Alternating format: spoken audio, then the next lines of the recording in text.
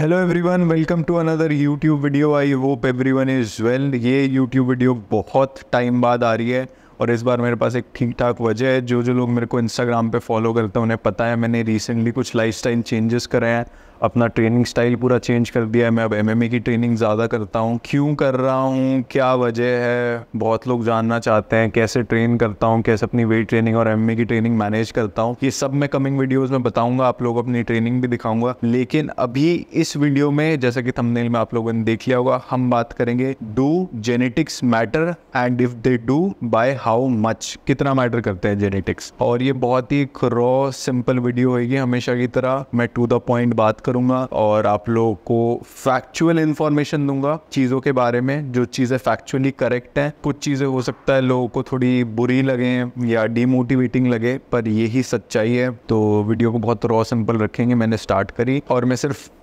Mail section of the society को touch कर रहा हूँ। I am not talking about the females. अगर तुम आदमी हो, if you are born a male, तुम्हारी बॉडी में टेस्टोस्टेरोन है, तुम में पोटेंशियल है मसल मास पुट ऑन करने का। End of the conversation. अगर तुम मान लो डाइट भी नहीं खा रहे, कुछ बस ट्रेनिंग भी कर रहे हो और बेकार भी ट्रेनिंग कर रहे हो, तो भी तुम कुछ ना कुछ अपने फ्रेम पे मसल मास पुट ऑन करोगे ही करोगे, क्योंकि you are built for it. तुम बने हो उस चीज़ के लिए। अब कितना मसल मास पुट ऑन कर पाओगे वो डिपेंड करेगा दोबारा तुम्हारी डाइट पे, ट्रेनिंग पे, न्यूट्रिशन पे। कितना अपने आप को तुम एफिशिएंटली ट्रेन कर रहे हो, इफेक्टिवली ट्रेन कर रहे हो, कितना इफेक्टिवली न्यूट्रिशन फॉलो कर रहे हो। और ये लंबा गेम है, 2, 4, 5, 6 साल लगेंगे तुम्हारा actual genetic potential figure out करने में। अब जेनेटिक्स कितना मैटर करते हैं, ये तुम्हारे जेनेटिक्स पे डिपेंड करेगा कि तुम कितना मसल मास पुट ऑन करते हो अपने फ्रेम में। अगर किसी का genetic potential 10 kilo muscle mass का या 15 किलो मसल मास का है, तो उसके लिए उससे ऊपर जाना नियर टू इम्पॉसिबल हो जाएगा। मैं ये नहीं कह रहा इम्पॉसिबल है, पर बहुत ज़्यादा परफेक्ट न्यूट्रिशन, परफेक्ट ट्रेनिंग लगती है अपने जेनेटिक पोटेंशियल से आधा किलो, 1 किलो भी ज़्यादा मसल मास पुट ऑन करने के लिए।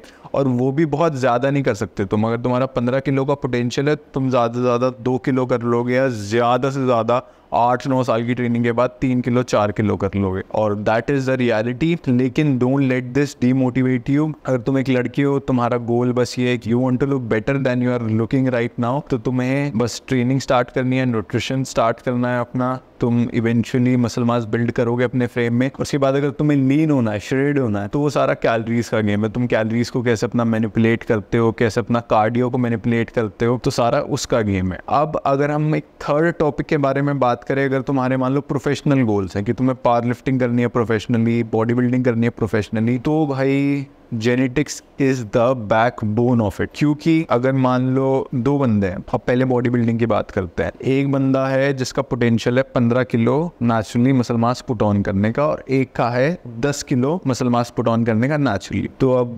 टेक्निकली हमें ये सुनने में लगेगा कि यार ऑब्वियसली 15 किलो वाला डोमिनेट करेगा, और मेजॉरिटी ऑफ केसेस में वो ही होगा। 15 किलो वाला और ज़्यादा मसल मास पुट ऑन करेगा जब वो एनाबॉलिक्स यूज़ करना स्टार्ट करेगा और ज़्यादा ग्रो करेगा। लेकिन एक फैक्टर ये भी होता है, कुछ लोग एनाबॉलिक्स को लेके हाइपर रिस्पॉन्सिव होते हैं। तो हो सकता है वो बंदे के पास नेचुरल पोटेंशियल तो 10 किलो का था, लेकिन वो एनाबॉलिक्स को लेके हाइपर रिस्पॉन्सिव था, तो अब उसने 20-30 किलो पुट ऑन कर लिया। तो बहुत सारे फैक्टर्स इन्वॉल्व होते हैं, पर हाँ जेनेटिक्स बैकबोन है अगर तुम्हें ऐसा स्पोर्ट करना है, पावर लिफ्टिंग या बॉडी बिल्डिंग जैसा। अब पावर लिफ्टिंग की बात करें तो मान लो 2 लड़के हैं, एक का नेचुरल पोटेंशियल था, उसने 6 साल 7 साल की ट्रेनिंग के बाद 250-60 किलो की डेडलिफ्ट मारी है, बस उससे ज़्यादा वो ग्रो नहीं कर पा रहा, चाहे वो कोई भी प्रोग्राम फॉलो करे, कोई भी न्यूट्रिशन फॉलो करे। और वहीं एक दूसरा लड़का था जिसने 340-350 किलो की डेडलिफ्ट मारी नेचुरली, और अब दोनों का प्लान बनता है टू हॉप ऑन गियर। तो 99% चांसेस हैं कि जो 350 वाला तो वो अब डोमिनेट करेगा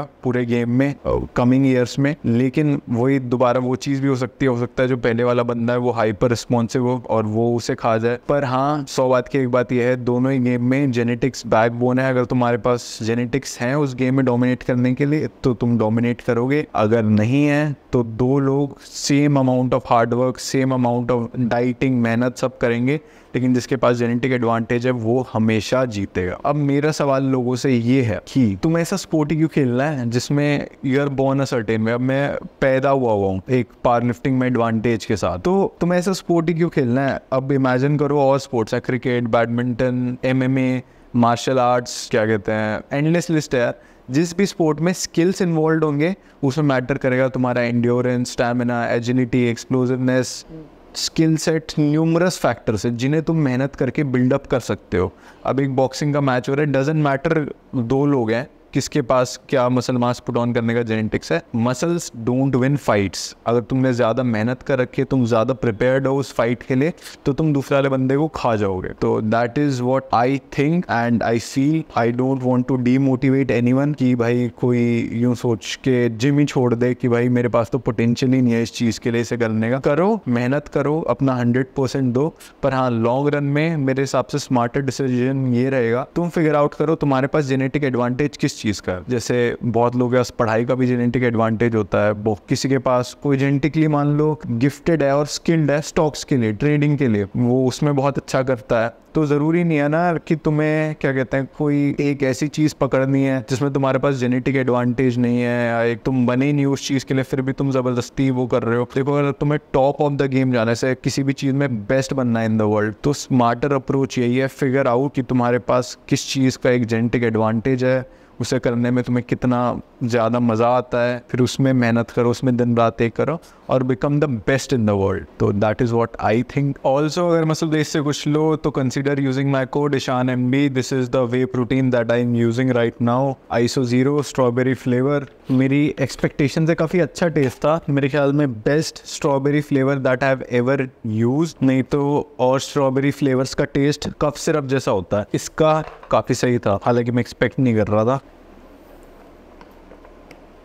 तो वीडियो के एंड में मैं बस एक ही बात बोलूँगा, मेरे हिसाब से यार मज़ा इसी चीज़ में कि मैदान जहाँ सबके लिए बराबर है, चाहे वो बॉक्सिंग हो गया, क्रिकेट हो गया, फुटबॉल हो गया, MMA हो गया, लॉन टेनिस हो गया, कोई भी ऐसा गेम जहाँ स्किल सेट मैटर करता है, वहाँ तुम्हें काम करना अपनी एंड्योरेंस पे, स्किल्स पे, स्टैमिना पे, एजिलिटी पे, एक्सप्लोसिवनेस पे, रिफ्लेक्सेस पे, दुनिया जहान के फैक्टर्स हैं, ठीक है, वो तुम्हें जेनेटिक्स में नहीं मिलते। तो मेरे हिसाब से it is always better to play a game या प्ले अ सर्टेन स्पोर्ट। और फिटनेस इज़ अबाउट एवरीथिंग। ये नहीं कि तुमने बस जिम में जाके वेट हैवी उठा लिया या तुमने अपना डोला 17 इंच का कर लिया। अगर तुम्हारी 2 किलोमीटर भागने में बैंड बच जा रही है तो I don't feel you are very fit. तो that is what I think. मेरे को कोई कंट्रोवर्सी वगैरह नहीं क्रिएट करनी इस बात से, होपफुली हो भी ना, पर that is what I think is right. और यहाँ करते इस वीडियो ख़त्म।